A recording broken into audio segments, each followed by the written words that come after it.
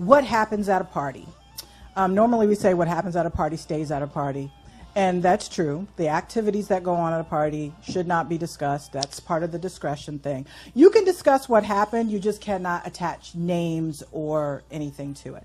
So, but tonight I'm going to talk about what happens at a party, because we have a lot of people who are interested in coming out to, you know, either a nice and naughty party or a voluptuous cafe party, a freaky ones party, a dark and freaky party. You know, they want to come out to any one of those things, but they're a little bit nervous. They don't know what it's about. A lot of times they think that, you know, those nice little pornos that they see where it looks like all-out orgy is what happens at a party. So to alleviate all those questions, we're going to ask those things. We're going to answer those things today. So basically for us. Just a little clarification of not being rude. We're actually getting people texting us, so that's why I'm checking my phone. Yes, So, I'm doing the same continue. thing. I'm checking my phone because people are texting me as well and adding little things on my web page. I mean, on my Facebook page. So. But we know you're out there, so yay! Yay! Thanks for watching. So basically, the number one thing that, at least for our parties, I'm not speaking for all parties because there's all different kind of parties out there.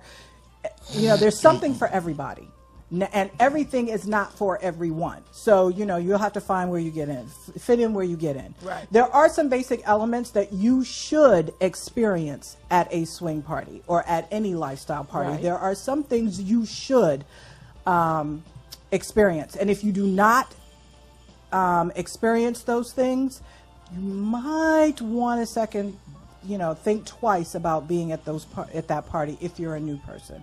If you're more experienced, whatever. But if you're a new person, but I'll point those things out to you as we go through. So the biggest thing that I want everyone to understand is that a swing party for us is a party.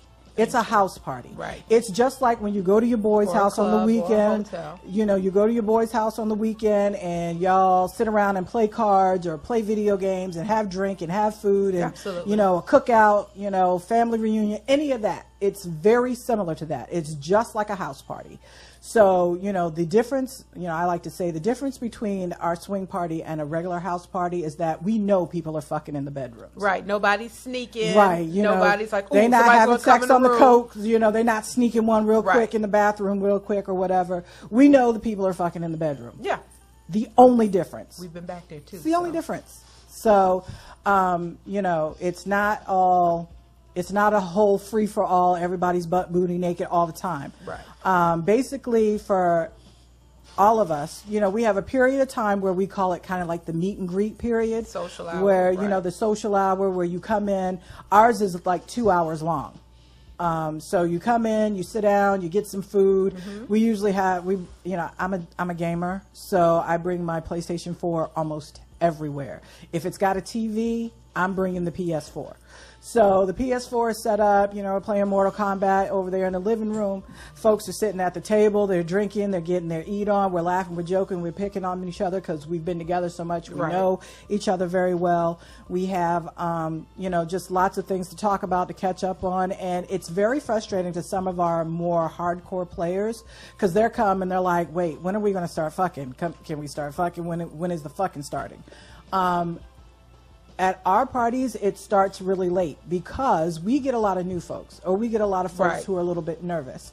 So we And they want need to them be time, made and comfortable. you know, they want to sit Right. down and be comfortable, and they want to get a chance to talk to somebody and have somebody know who they are, Right. and feel some type of camaraderie with everyone Right. there. So there's like a social hour. For us, it's 2 hours where we're just sitting around bullshitting. Doing nothing, laughing, joking, having a good time, listening to music. Getting to know each other, giving each other the eye, trying to figure out who's on your hit list, who's going first, who's going last, or no, damn person ain't got a chance in hell. You know, And this is the time that you find all of that out. And it takes a lot of the guesswork out of it. It does. And what I like most about when we do our social hour, I like to call it social hour, even though it isn't an hour, but I like to call it the social hour, the meet and greet portion of the party, is that especially when you have a newbie come in, they get a chance to actually see and feel and hear what the event's about, because we've talked about this before in a previous show, that internal porno movie that some people, a lot of males but some females, have in their head about what they think a swing party is, because they've been watching Real Sex for a couple of seasons, or they watch Empire or whatever, and they thought, oh, that's what it is, that's what I want to do. And then you get into a real one and it's like, oh, okay, because sometimes it can be a little more intense than you think, because again, it's not for the faint of heart, but it's for anyone who's adventurous, who's curious, who wants to add a little something to their relationship or to their life. But you have to have a strong sense of self before you indulge in anything like this. But that's one of the benefits of going to and I'm going to say it, yes, I'm including us, to a reputable group.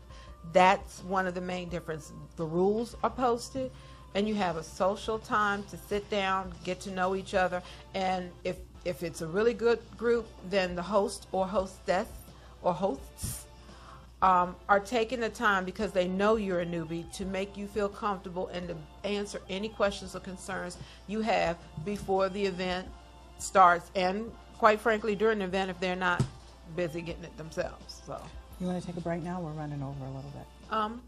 Or you want me to keep going? Keep going. Okay.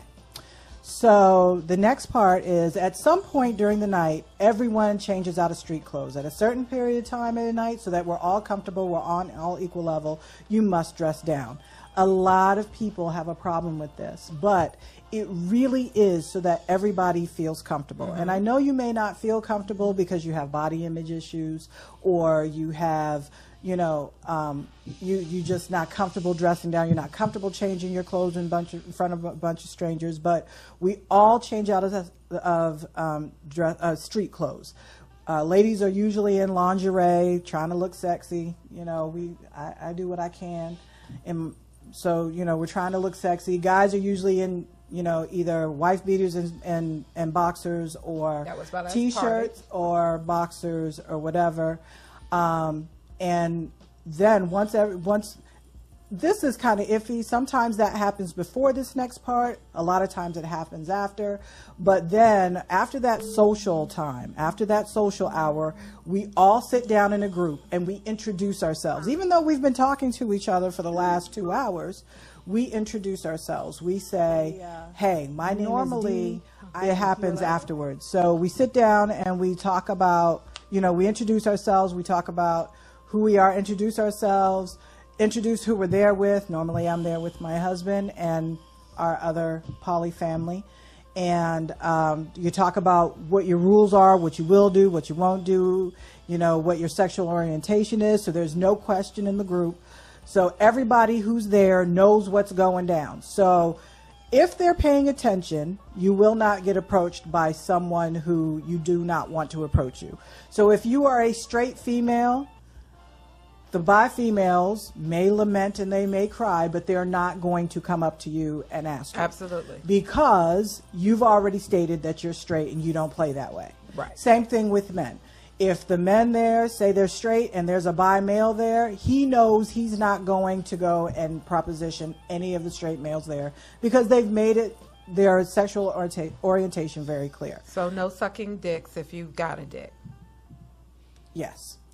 So that's what happens. After that, the lights in the playroom go down, and there's usually, you know, a couple of playrooms most of the time. Sometimes it's in one bedroom, but the lights in the playrooms go down. There's no congregating and laughing and talking in the playrooms. Those rooms are for sexual activity only. That means you can go in there and you can watch, but there will be no heckling. There will be none of that chatter talking about, hey, I got these shoes at such and such, such and such. That's not what goes on in the playroom. So we're clear, heckling is stray comments. It might be jokeful or whatever, but those are the kinds of things that can mess up someone's concentration, stagnate their groove, and we want to make sure that doesn't happen. So you need to keep those comments basically speaking to yourself. Now, I say that, but it happens from time to time. It happens. We all get on joke time or whatever. It's just I'm guilty of it. You want to keep that to the very bare minimum, because if you are able or lucky enough to get somebody you feel in that groove with, and you getting it in, now somebody says something hella funny and you laughing and spitting and snotting all over the person because you couldn't control yourself, you just destroyed the groove. So that's the reason for that. Yeah, and let's be honest, if you mess up my groove and dude I'm playing with can't finish because you said something fucked up, that might be a ticket out, because I like to get mine in, and if I ain't fucking with your shit, don't fuck with mine. So let's keep the jokey stuff in its proper place in the social area. Then you can talk about all the shit you want to, because I done got mine and he done got his, because and everybody's happy. The main living area continues to be a place where you can go for reprieve and to sit and to talk and chat. There's still that spot. Eat, drink. You know, you can go and, you know, do your 7th inning stretch and get something to drink and replenish your electrolytes, because you're going to lose them. Yeah. Replenish your electrolytes, get some food, get your energy up, do whatever. Scope out your newest victim. Scope out your next victim.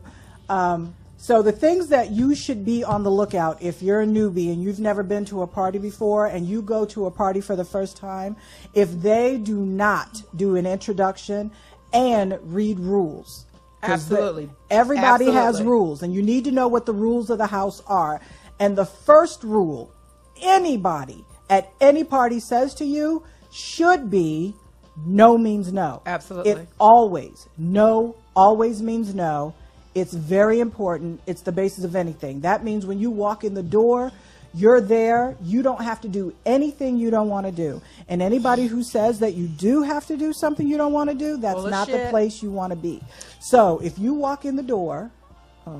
I just want to throw in, because I know of at least one party where they said that you must play if you come to the party, but they said that before you came. Exactly. So if they tell you that beforehand and you go there expecting something different, that's your fault. Right. That's good to clear that up. If you're going to a party where they say, you know, there is no spectators, you must and play, you want to be a spectator, then you better be ready to play. Don't go to that party, because they've made it very clear up front. Now, again, even at that party, you still don't have to do anything you don't want to do, but you do have to play, because they've made that very clear. And leave. And you've said that that's what you're going to do. And you know, sometimes you get folks who try to fight that, and I don't know why. If you had no intentions of playing, why would you go to somewhere where playing was required? Why would you do that? Yeah, that's like going to... If playing's required, that means bring somebody you want to play with. You know? Right. You know what I mean? If you're not sure if somebody's going to be there that you're going to like or is going to like you, bring your own playmate. And then you're still playing, you're still